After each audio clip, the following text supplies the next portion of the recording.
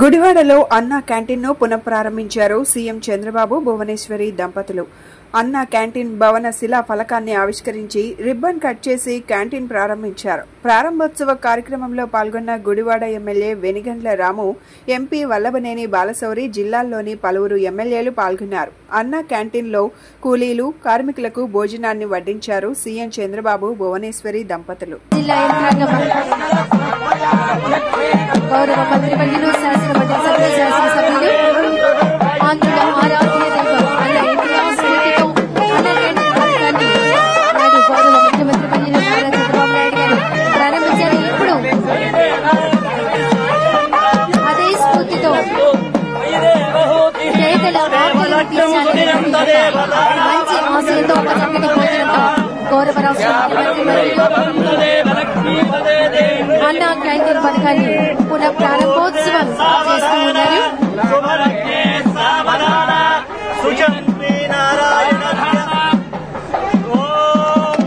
అన్నపూర్ణ ఆంధ్రప్రదేశ్ లో ఆకలి నిలబడకూడదనే మహోన్నత లక్ష్యంతో గౌరవ రాష్ట్ర ముఖ్యమంత్రి వర్యులు శ్రీ నారా చంద్రబాబు నాయుడు గారు అన్నా క్యాంటీన్ పునః ప్రారంభోత్సవం చేశారు. ఒకసారి గట్టిగా కట్టాలి